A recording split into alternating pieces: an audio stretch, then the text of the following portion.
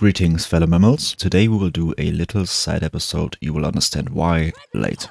I have been sick for a while, so I had ample time to rewrite and, more importantly, rethink and restructure my upcoming scripts. And that's why today we'll take a more focused look at the master key, its oddities, and first of all, its bugginess. So let's start by understanding what we are working with. The master key is an underbarrel attachment that is a 6-round shotgun with an additional ammo pool of 12 rounds. There are only 5 guns it is available for, and even more confusing is that the devs decided it should not perform the same on all of them. This is in my opinion the weirdest choice, since this is an attachment with one purpose, but okay, I guess. So let's take a quick look at the differences here. We got the worst version range-wise on 3 weapons. Those would be the LCMG, the AK5C and the SWS-10. This is the graph for those. Slightly better is the one on the AK24, and then the best version of it is locked to the M5A3 for some reason. But this is not where the differences end. They all have a different reload timing. For example, on the LCMG it's the fastest with 2.11 seconds, and on the AK24 it takes 2.74 seconds. Weird. But hey, at least the fire rate is the same across all of them, right? Well,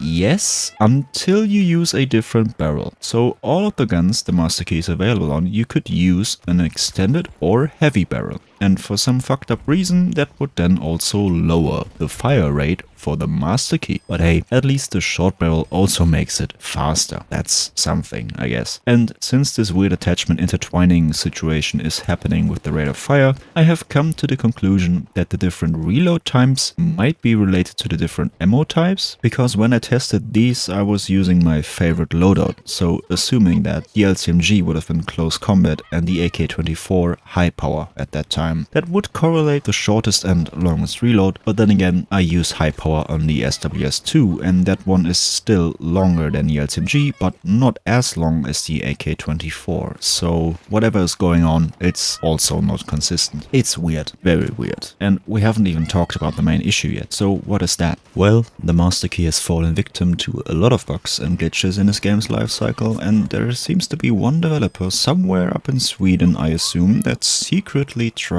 to fix them one by one, because they never make it into the patch notes for some reason. But at this point in time he has almost fixed all of them. I actually think technically he did. He unfortunately just forgot to apply the fix to all weapons that can use it. So I will take this moment to point this out to you, beloved dev. When you use an underbarrel launcher, die and then respawn, you will still have the launcher equipped. If you switch back to the master key now, you only get 1 shot and 2 in reserve. I don't know why this happens, but apparently in this line of action the master key has an identity crisis and thinks it's an underbarrel launcher pre-nerf now, because that is exactly the ammo pool those used to have a lot of patches ago. This has been a very long time issue, but I just recently noticed that the stealth dev actually fixed this on the M5A3 and the AK5C. On those guns it does not happen anymore, but it did in the past. So right now this bug still remains on the AK24, LCMG and SWS, which is not good, because all of those weapons have access to some very good launchers and you want to use them. So you will run into this bug inevitably at some point while using them, and that sucks. So please, DICE intern or whoever you are, just copy whatever you did to the M5A3 and AK5C and insert it into the code for these 3 weapons as well.